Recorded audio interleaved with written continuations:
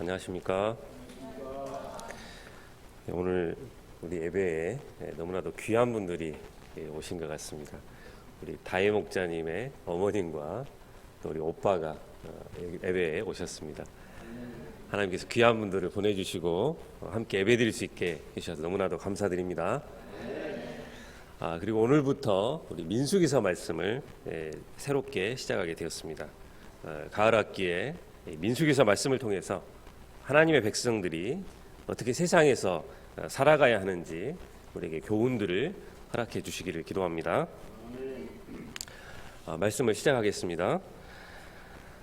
민수기는 모세오경의 네 번째 책입니다. 창세기, 출애굽기, 레위기, 민수기, 신명기로 된 모세오경의 네 번째 책입니다.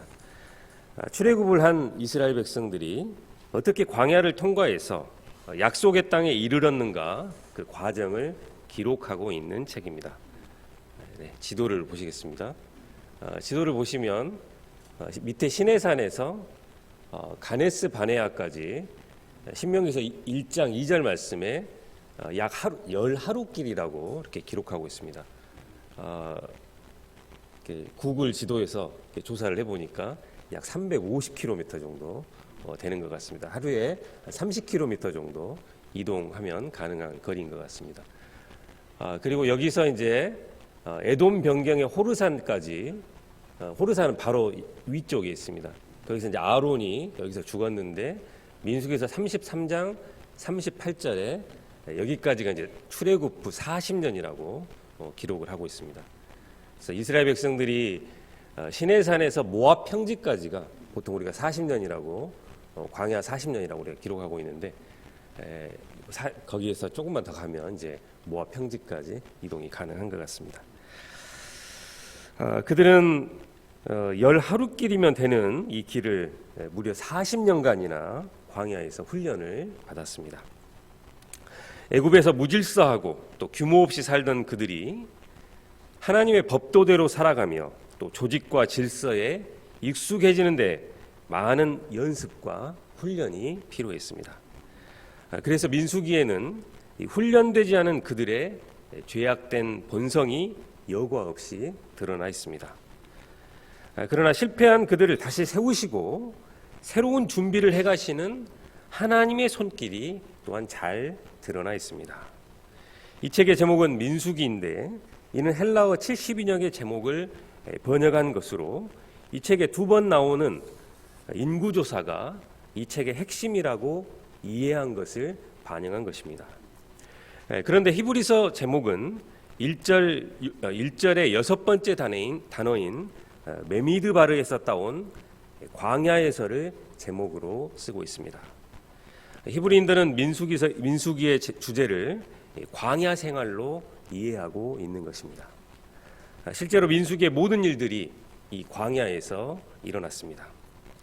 그들은 시내산에서 언약 백성으로 하나님의 율법을 수여받았고 이제 축복의 땅인 가나안 땅에 들어가기 위해서 험난한 광야를 필연적으로 지나가야 했습니다. 오늘날 우리 성도들은 이 험난한 광야와 같은 이 세상을 지나가야 천국에 들어갈 수가 있습니다.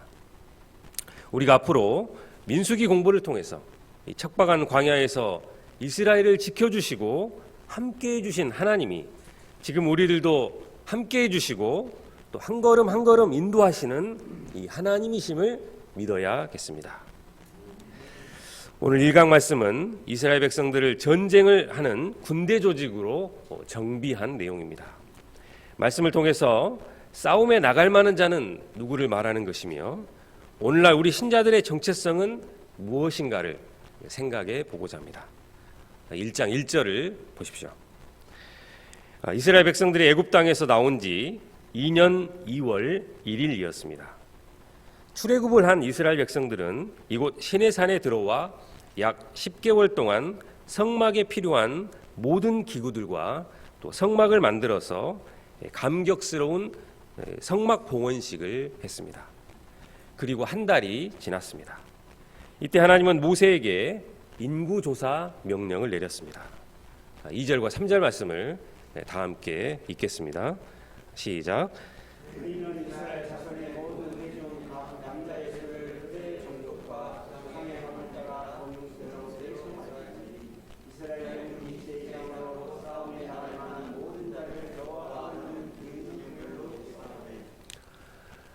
하나님은 이스라엘 백성들의 숫자를 세라고 하셨습니다.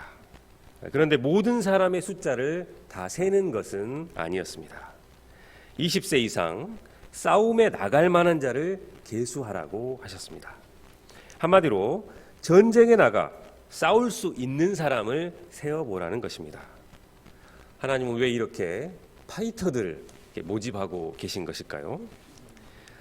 이스라엘 백성들은 430년 동안 애굽에서 생활을 했고 오랜 기간 동안 노예 생활을 했기 때문에 스스로를 방어할 능력이 없었습니다. 전쟁을 경험해 본 적도 없었습니다. 그러나 이제는 자유로운 백성이 되었기 때문에 스스로 적의 공격에서 자신과 또 동족들을 보호해야 했습니다. 또 이스라엘 백성들이 들어가게 될 가나안은 비어있는 땅이 결코 아니었습니다. 싸워서 쟁취해야 하는 땅이었습니다. 하나님은 가나안 주민들의 죄악이 극에 달한 것을 보시고 이스라엘로 하여금 그들을 진멸하도록 하셨습니다. 사실 이스라엘 백성들에게는 앞으로 수많은 전쟁들이 기다리고 있었습니다. 여호수아서는 순 전쟁 이야기였습니다. 여리고성 정복 전쟁, 아이성 전투, 아모리 전투, 가나안 전투 등 계속해서 전쟁의 연속이었습니다. 이스라엘 백성들은 가나안 땅에 이민을 가거나 또 관광을 가러 간 것이 아닙니다. 그 땅의 주민들과 싸워서 진멸을 하고 또 그 땅을 정복해야만 했습니다. 이 전쟁에서 이기기 위해서는 강한 군대로 빚어져야만 했습니다. 하나님은 이스라엘 백성들을 군대로 조직하기를 원하셨습니다. 그래서 명령을 하십니다. 싸움에 나갈 만한 자를 계수하라. 그러면 싸움에 나갈 만한 모든 자의 기준이 무엇입니까? 우리 김동범 목자님 같이 어깨가 딱 벌어지고 또 손바닥이 아니라 복근에 왕자 근육이 있는 근육질의 몸매를 가진 청년들은 당연히 선발이 되었을 것입니다. 하지만 배가 나오고 수조도 들기 힘든 허약한 체질의 남자들은 컷오프를 당해야 했을 것입니다. 싸움에 나갈 만한 자는 1차적으로 신체가 건강한 자를 말합니다. 우리나라도 신체 건강한 남자를 군대에 보냅니다. 기준에 미달한 사람은 공익으로 보내집니다. 그런데 가끔 이상하게도 더 건강한 사람들이 공익으로 가는 경우도 덜어 있습니다.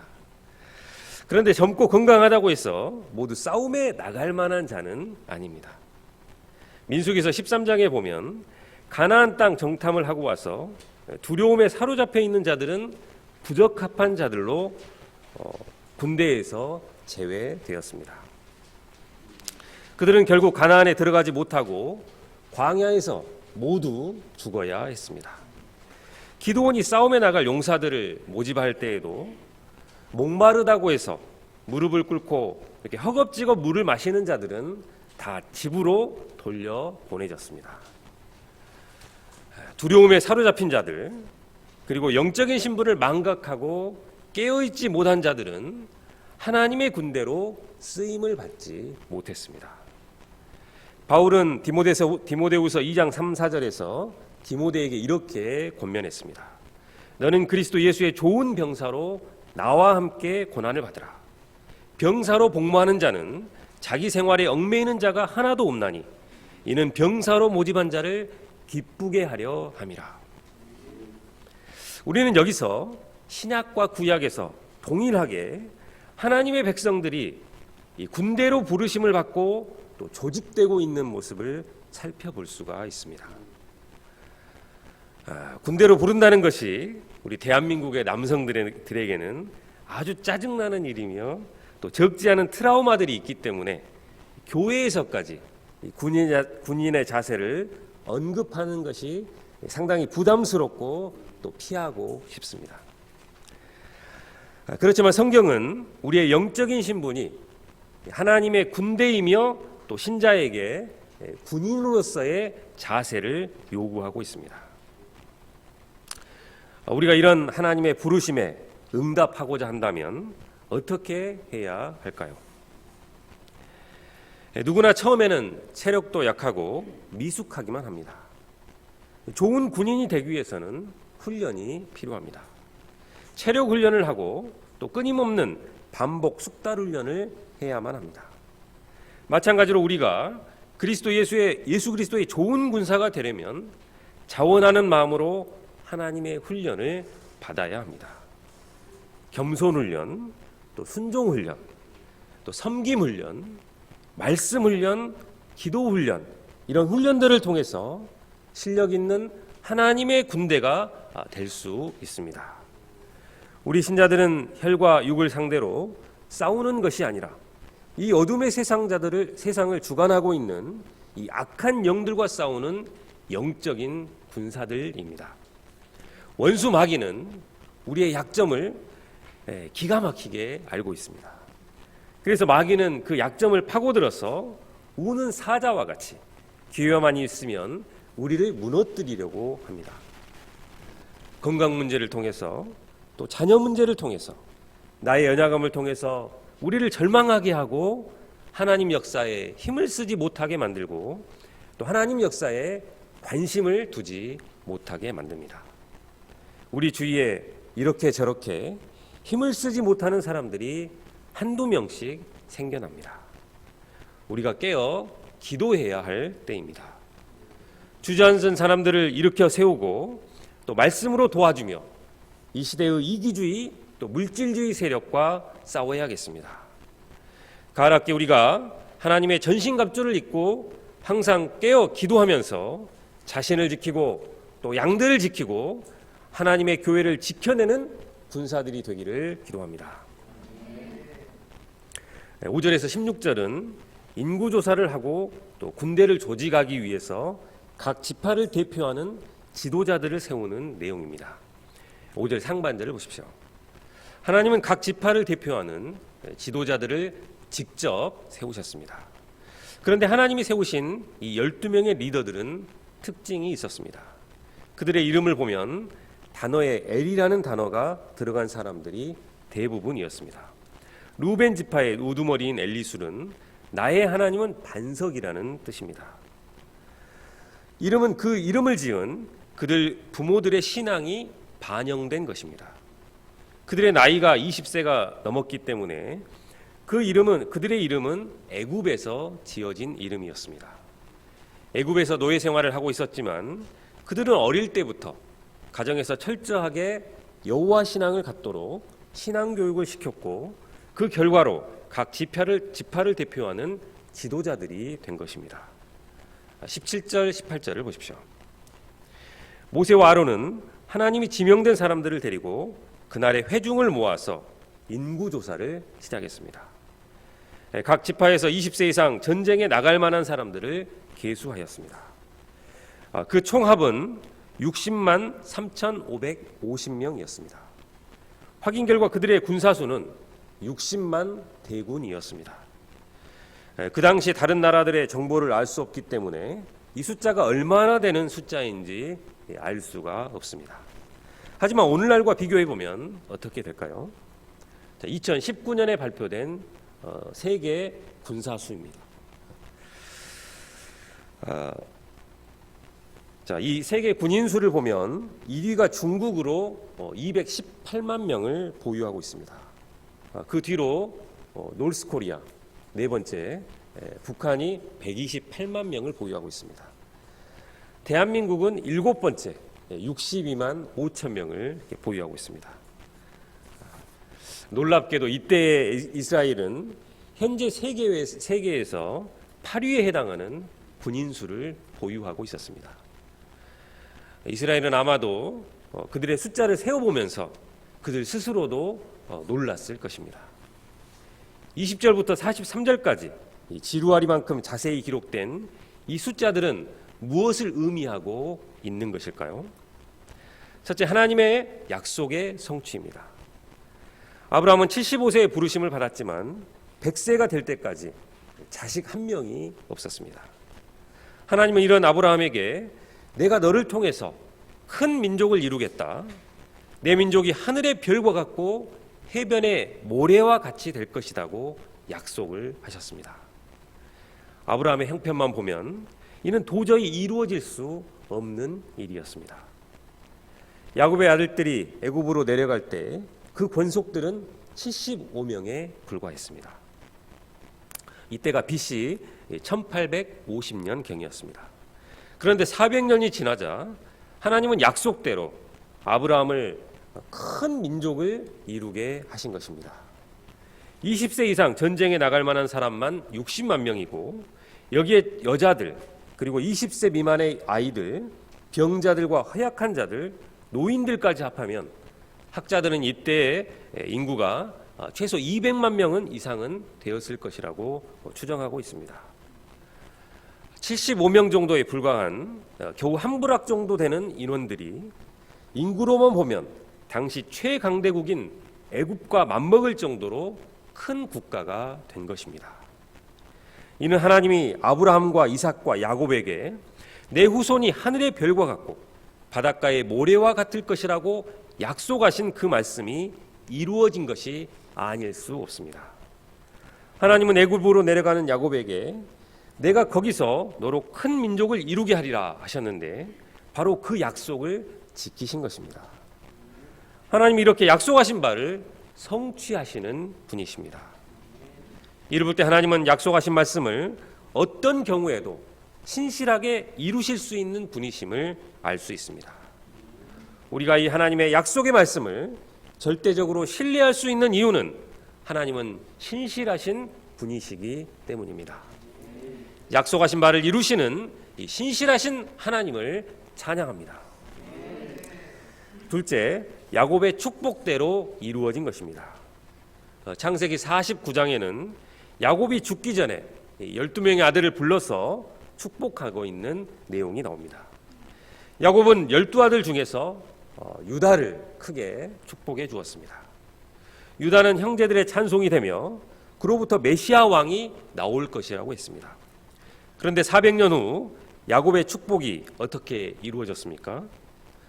유다의 개수를 보면 74,600명으로 가장 숫자가 많았습니다. 수가 가장 작은 므낫세 지파에 비해서 2배 이상 큰 숫자였습니다.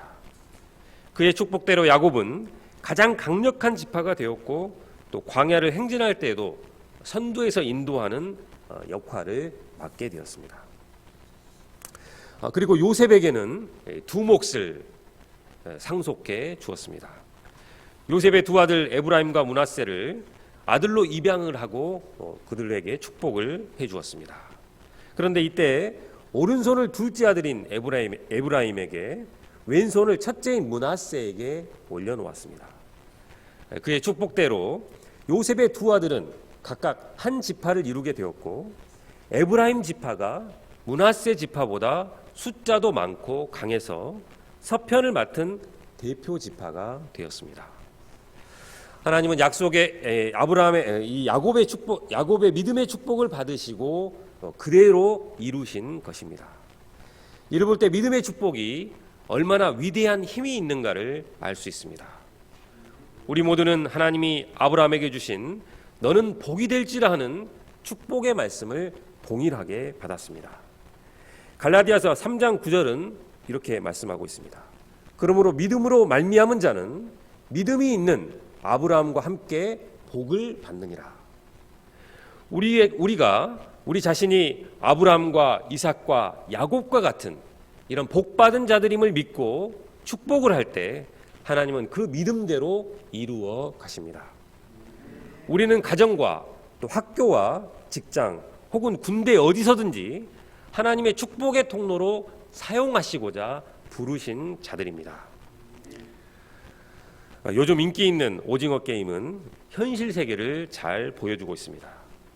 사람들은 죽음의 공포에 휩싸여 게임 참가를 취소했다가 돈 없는 현실이 더 지옥이다며 돈에 목숨을 걸었습니다. 또 돈 때문에 아무렇지도 않게 상대를 죽였습니다. 이러한 세상은 서로를 미워하고 또 저주하며 사는데 익숙해져 있습니다. 참으로 살벌한 시대입니다. 이러한 때 우리의 자녀들이 이런 시대를 어떻게 살아가야 할까 걱정하기보다 오히려 그들의 머리에 손을 얹고 야곱처럼 너는 무성한 가지라. 그 가지가 담을 넘었도다 하며 믿음으로 그들을 축복해 줄 수 있기를 기도합니다. 자녀들이나 양들에게 잔소리하고 나무라는 것이 아니라 해함을 선언으로 바꾸실 하나님을 믿음으로 그들에게 축복해 줄 수 있기를 기도합니다. 48절에서 54절은 이 인구조사에서 제외된 레위 지파에 대한 내용입니다. 하나님은 레위 지파만은 계수하지 않도록 모세에게 말씀하셨습니다. 이 말씀은 레위 지파는 몇 명인지 아예 세지 말라는 말씀이 아닙니다. 3장과 4장에 가면 레위 지파는 더 자세하게 세고 있습니다. 여기서의 의미는 병역의 의무를 부과하지 말라는 것입니다. 레위 지파는 일종의 대체 복무를 하는 것입니다. 그들은 칼을 잡고 싸우는 것이 아니라 성막에서 봉사하는 일을 했습니다. 성막이 어떤 곳입니까? 증거의 장막이라고 불리우는 이곳에는 증거, 곧 십계명의 돌판이 있습니다. 하나님의 명령과 언약의 말씀이 보관되어 있으니 하나님의 계시가 있는 곳입니다. 또 성막은 거룩한 장막이기 때문에 하나님의 임재가 있는 곳입니다. 또한 회막이라고도 불리는데 회막이란 만남의 장막이라는 뜻입니다. 이 만남의 장막은 하나님과 사람이 만나는 곳입니다. 또한 모임의 장막이라고도 번역할 수 있는데 사람들이 이곳을 중심으로 모여야 진정한 모임이 되는 것입니다. 이처럼 성막은 매우 소중한 이스라엘의 코어, 중심과 같은 곳입니다. 이런 성막을 섬기며 관리할 사람들이 필요한데 이 일을 레위 지파 중에서 선발된 사람들이 하였습니다. 그들은 성막 근처에 살면서 성막을 지켰습니다. 이곳은 하나님이 임재하시는 거룩한 곳이기 때문에 사람들이 함부로 접근할 때 여호와의 분노가 있고 또 죽을 수도 있었습니다. 때문에 레위 지파는 성막을 사수하는 영적인 군대 역할을 한 것입니다. 이렇게 중요한 레위 지파는 처음부터 복을 받은 지파가 아니었습니다. 본래 야곱의 아들 레위는 혈기가 많고 잔인한 사람이었습니다. 창세기 34장에서 세겜이 자신의 여동생인 디나를 겁탈하자 레위는 시므온과 함께 이 세겜성에 살고 있는 모든 남자들을 죽여버렸습니다. 야곱은 이런 레위에게 다음과 같이 기도했습니다. 그 노여움이 혹독하니 저주를 받을 것이요 분기가 맹렬하니 저주를 받을 것이라. 내가 그들을 야곱 중에서 나누며 이스라엘 중에서 흩으리로다. 레위 지파는 축복 대신에 저주를 받아서 이스라엘 백성 중에서 기업을 얻지 못했습니다.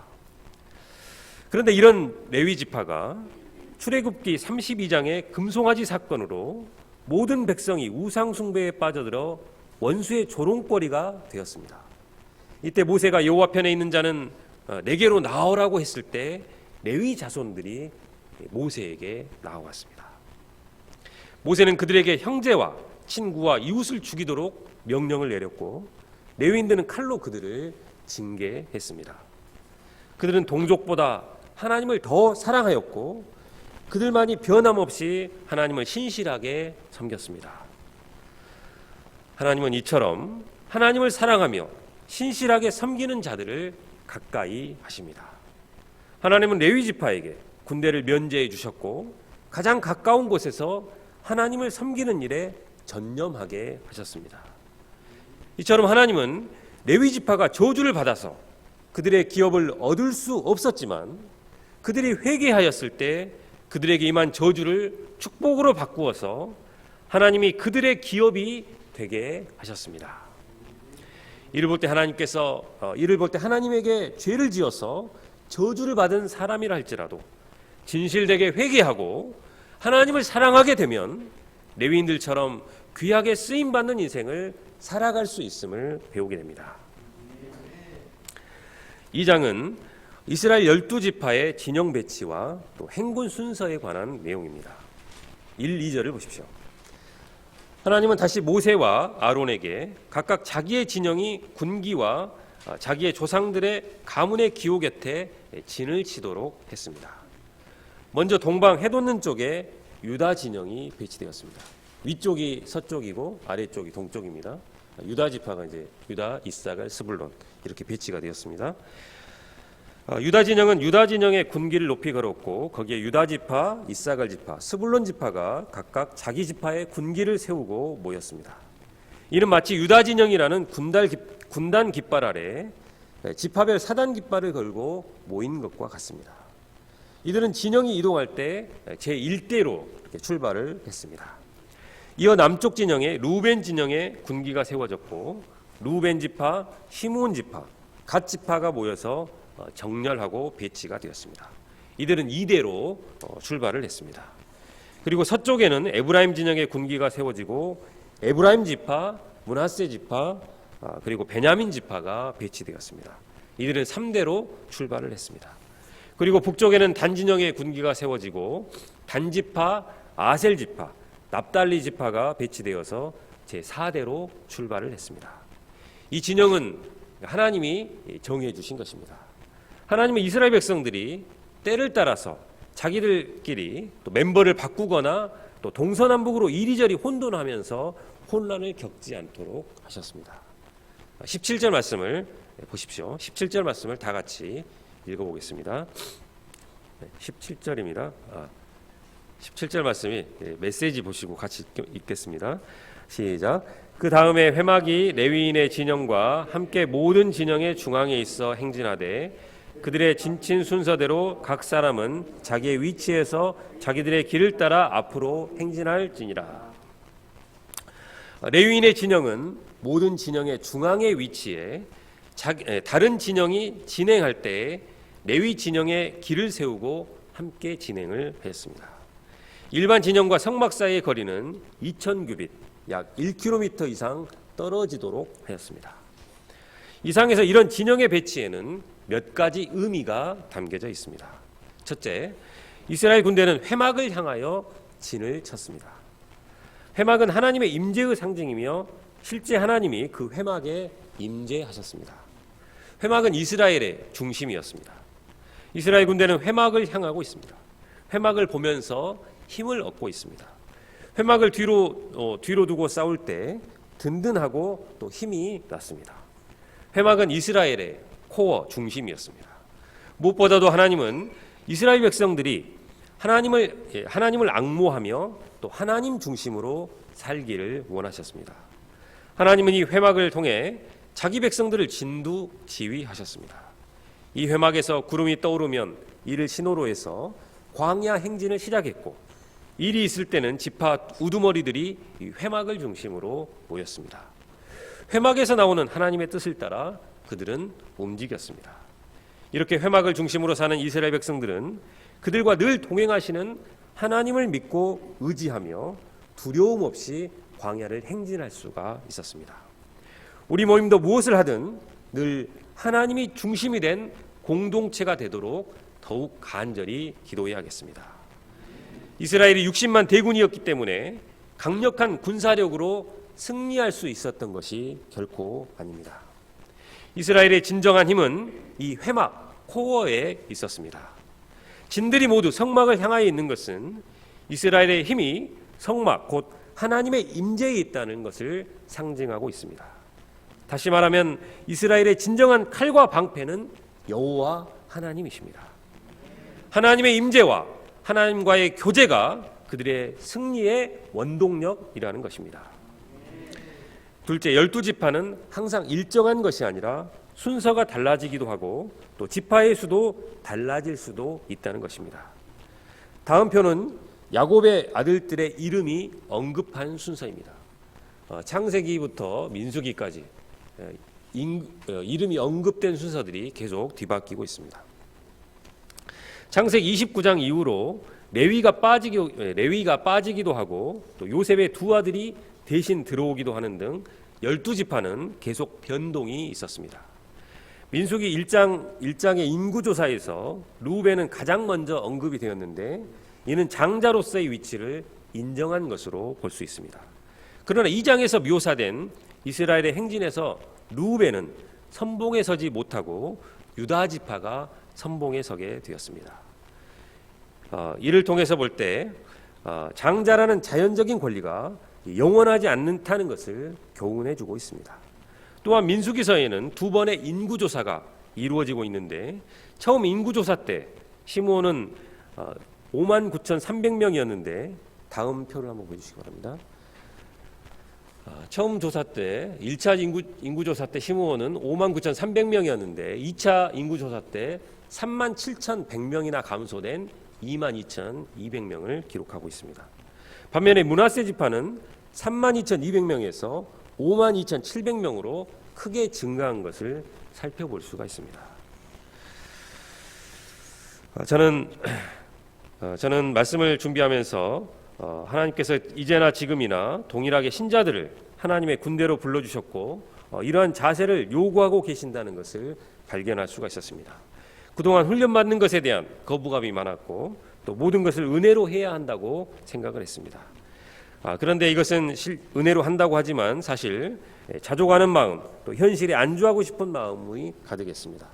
제가 하나님의 군사로서의 부르심을 새로이 하고 스스로 훈련관이 되어서 나 자신을 좋은 군사로 훈련해 갈 수 있기를 기도합니다. 제가 매일 양들을 위해 1시간 이상 중보기도를 감당할 수 있기를 기도합니다. 결론적으로 싸움에 나갈 만한 자는 예수 그리스도의 좋은 군사된 자입니다. 그리고 오늘날 우리 신자들의 정체성도 하나님의 나라를 위해 싸우는 예수 그리스도의 군사들입니다. 가을 학기에 우리 각자가 영적인 훈련을 잘 받아서 하나님께서 쓰실 만한 좋은 군사들로 쓰임 받을 수 있기를 기도합니다. 3절 말씀을 읽고 기도하고 마치겠습니다. 시작. 이스라엘 중 20세 이상으로 싸움에 나갈 만한 모든 자를 너와 아론은 그 진영불로 계수하되. 하나님 아버지, 가을 학기 민수기서 말씀을 새롭게 허락하시고 우리들을 이 시대의 영적인 하나님의 군사들로 부르셨음을 깨우쳐 주셔서 감사를 드립니다. 우리의 영적인 신분이 예수 그리스도의 좋은 군사인 것을 마음으로 영접케 도우시고 우리가 그리스도 예수의 좋은 군사로 거듭날 수 있도록 도와주시기를 기도합니다. 가을 학기에 우리가 말씀 훈련, 또 기도 훈련, 이런 훈련들을 단마음으로 받고 좋은 군사로 훈련되어 줄 수 있기를 기도합니다. 예수님의 이름으로 기도합니다.